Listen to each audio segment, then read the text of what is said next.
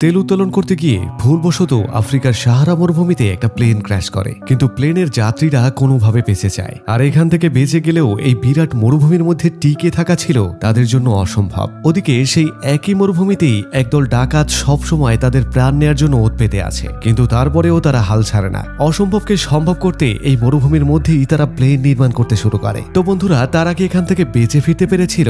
এটা আমরা দেখবো আজকের গল্পে। তো বন্ধুরা, আপনারা শুনছেন সিনেটেল, আর সিনেটেলের সকলকে জানাচ্ছি স্বাগতম। আর আমাদের চ্যানেলে নতুন হয়ে থাকলে একটি লাইক দিয়ে চ্যানেলটি সাবস্ক্রাইব করে দিন। তো আর কথা না বাড়িয়ে চলুন শুরু করা যাক। গল্পের শুরু হয় মঙ্গোলিয়ার একটা মরুভূমি থেকে, যেটা ছিল পূর্ব এশিয়ার সবচেয়ে বিশাল মরুভূমি। আর এই মরুভূমির মাঝখানে একটা কোম্পানি তেল উত্তোলনের কাজে আসে, কিন্তু পরে তারা বুঝতে পারে যে তাদের ইনফরমেশন ভুল ছিল, আর এখানে কোনো তেলই পাওয়া যায় না। এখানে যেহেতু কিছুই পাওয়া যায় না, তাই তারা এখান থেকে ফিরে যাওয়ার সিদ্ধান্ত নেয়। আর তাদেরকে ফেরত নিয়ে যাওয়ার জন্য একটা বিশাল প্লেন পাঠানো হয়। সেই প্লেনের পাইলটের নাম ছিল ফ্র্যাঙ্ক, আর তার সঙ্গে একজন কোপাইলটও ছিল। আর এখন সব ওয়ার্কাররা নিজেদের জিনিসপত্র নিয়ে সেই প্লেনে উঠে বসে, আর এরপর নিজেদের শহর বেইজিং এর উদ্দেশ্যে রওনা হয়ে যায়। কিন্তু কিছুক্ষণের মধ্যেই তাদের এই সফরের সময় এক ভয়ঙ্কর ঝড় শুরু হয়ে যায়। এটা দেখে ফ্র্যাঙ্কের কোপাইলট তখন বলে, আমাদেরকে এমার্জেন্সি ল্যান্ডিং করতে হবে, আর ঝড় থেমে গেলে আমরা উড়াল দেব। কিন্তু দেখা যায় ফ্র্যাঙ্ক তার কোনো কথাই শোনে না, আর এ কারণেই তারা সেই ঝড়ের মধ্যেই আটকে যায়। তারা তখন রেডিওর সাহায্যে কন্ট্রোল রুমের সঙ্গে যোগাযোগ করার অনেক চেষ্টা করে, কিন্তু তাদের সঙ্গে কোনো যোগাযোগই সম্ভব হয় না।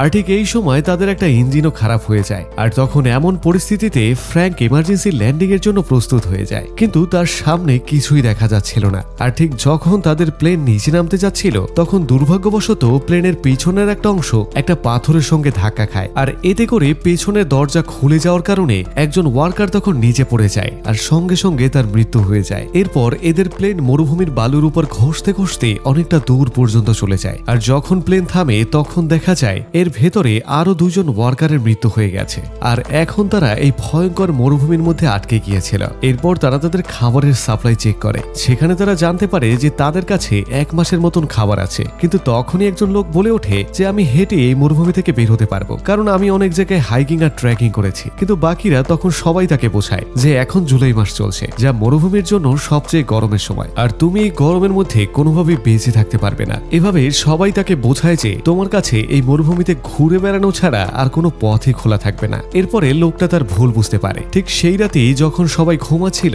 বাইরে ঝড়ের কারণে আবহাওয়া আরো খারাপ হয়ে যায়। তখন তাদের মধ্যে এক ব্যক্তি, যার নাম ছিল ডেভিস, সে বাইরে টয়লেট করার জন্য বের হয়, কিন্তু তখনই তার পা একটা পাথরের সঙ্গে লেগে যায়, আর সে বালুর উপর দিয়ে গড়াতে গড়াতে নিচের দিকে পড়তে থাকে। সে ঝড়ের মধ্যে কিছুই দেখতে পাচ্ছিল না, আর এতে করে সে পথ হারিয়ে ফেলে। এখন সকালে যখন সব ওয়ার্কাররা জেগে ওঠে, তারা দেখে তাদের এক সঙ্গী মিসিং ছিল। তাই তারা চারদিকে তাকে খুঁজতে থাকে, কিন্তু তার কোনো খোঁজই পাওয়া যায় না। তখন এখানে যে লেডি ছিল, সে পাইলটের কাছে গিয়ে জিজ্ঞেস করে যে আমাদের উদ্ধার করতে কেউ আদৌ এখানে আসবে কিনা। তখন পাইলট জানায় যে এর কোনো নিশ্চয়তা নেই। এটা শুনে মেয়েটা কিছুটা হতাশ হয়ে পড়ে, কারণ তারা তাদের রুট থেকে অনেকটাই দূরে চলে এসেছিল। তাই যদি কেউ তাদেরকে খুঁজতেও আসে, তারা তাদেরকে খুঁজে পাবে না। আর এতে করে এখন সবাই আশা হারাতে শুরু করে। তারা বুঝতে পারে যে কেউ তাদেরকে নিতে আসবে না। এ কারণেই তাদের মধ্যে আরো দুজন সিদ্ধান্ত নেয় যে এখান থেকে পায়ে হেঁটে বের হয়ে যাওয়ার। কিন্তু যখন তারা সঙ্গে পানি নিয়ে যেতে চায়, তখন পাইলট তাদেরকে বলে যে এখান থেকে এক ফোঁটাও পানি কেউ নিতে পারবে না। এরপর পানি নিয়ে তাদের মধ্যে ঝগড়া শুরু হয়ে যায়, যার কারণে তাদের সব পানি নিচে পড়ে যায়। কিন্তু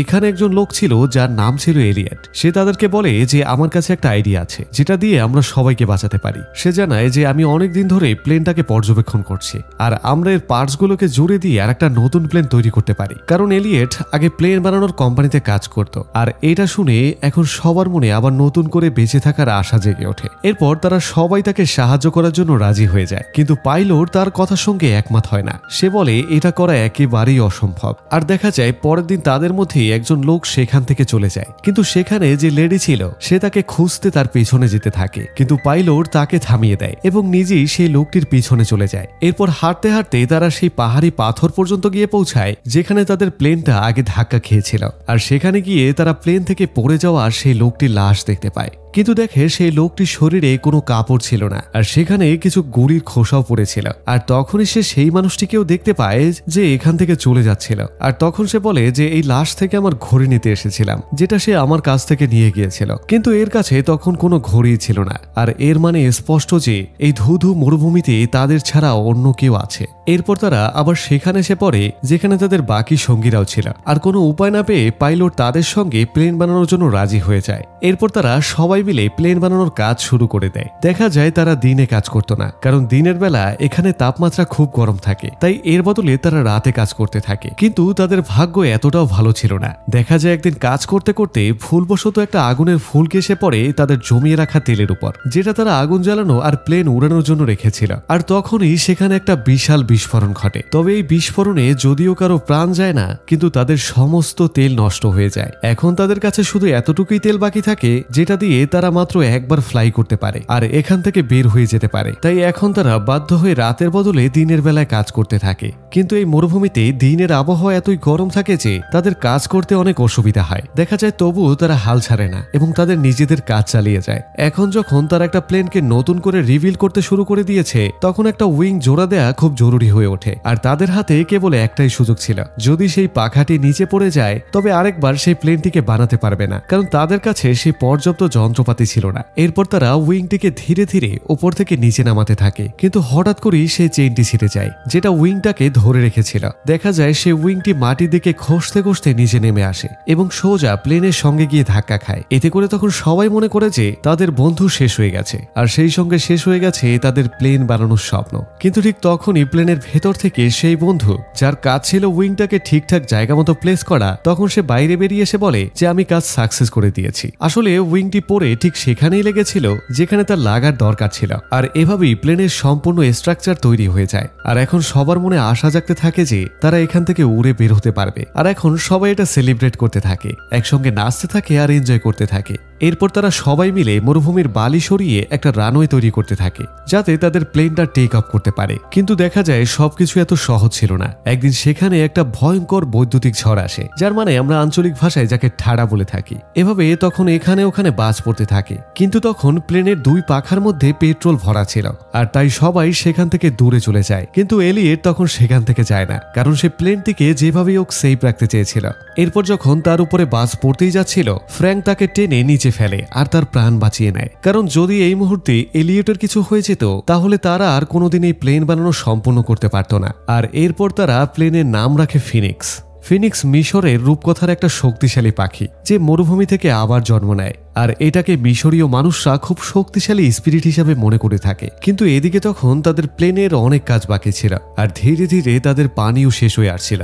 ঠিক এক রাতে তারা দূরে কিছু তাঁবুর মতো দেখতে পায়, আর সেখানে কিছু লোক ঘুমিয়েছিল। আসলে এরা ছিল সেই স্মাগলার যারা মরুভূমির পথ দিয়ে অস্ত্র সরবরাহ করত। তখন ফ্র্যাঙ্ক বলে যে আমাদের উচিত ওদের কাছ থেকে পানির সাহায্য চাওয়া, কিন্তু এলিয়েট সেটা মানা করে দেয়। কিন্তু তখন ফ্র্যাঙ্ক আর তার কয়েকজন সঙ্গী সেই স্মাগলারদের কাছে চলে যায়। দেখা যায় ফ্র্যাঙ্ক আর তার এক বন্ধু একটা পাথরের আড়ালে লুকিয়ে পড়ে, যাতে যদি কোনো ভুল হয়ে যায় তারা আক্রমণ করতে পারে, কারণ তাদের কাছেও বন্দুক ছিল। এরপর যখন তারা পানি চায় তখন একজন স্মাগলার এদের একজনের উপরে গুলি চালিয়ে দেয়। আর তখন ফ্র্যাঙ্ক আর তার বন্ধু সঙ্গে সঙ্গে ফায়ার করে আর কয়েকজন স্মাগলারকে মেরে ফেলে। কিন্তু একজন স্মাগলার তখন আহত অবস্থায় পালিয়ে যায়। দেখা যায় ফ্র্যাঙ্কের কাছে সুযোগ ছিল তাকে মারার, কিন্তু ফ্র্যাঙ্ক তখন গুলি চালায় না, কারণ সে কোনোভাবেই খুনি হতে চায় না। ঠিক তখনই জেমস সে মৃত স্মাগলারদের একজনের হাতে একটা হাত ঘড়ি দেখতে পায়, আর তখন সে সেটাকে দেখে চিনতে পারে, কারণ এটা ছিল তারই সেই বন্ধুর ঘড়ি। আর এর মানে পরিষ্কার হয় যে এরা সেই স্মাগলার যারা এর আগেও এখানে এসেছিল।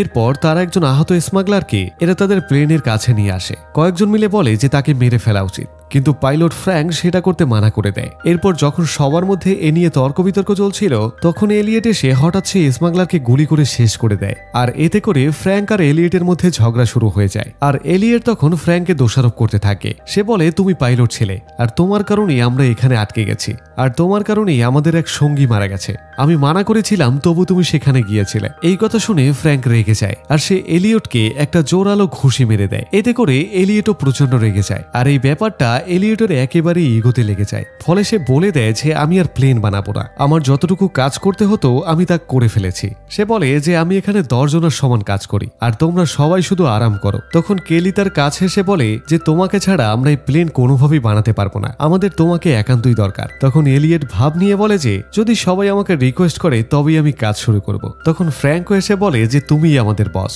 আর দয়া করে কাজটা তুমি শেষ করো। দেখা যায় অবশেষে এলিয়ট তখন রাজি হয়ে যায় আর তারপর সবাই মিলে আবার প্লেন বানানোর কাজে লেগে পড়ে। এরপর একদিন তারা দূরবীন দিয়ে দেখতে পায় যে সেই স্মাগলার যে পালিয়ে গিয়েছিল সে এখন আবার তার দলবল নিয়ে ফিরে এসেছে, কিন্তু তারা সামনে এগোয় না, কারণ তারা জানে এখন এই লোকদের কাছে অস্ত্র আছে।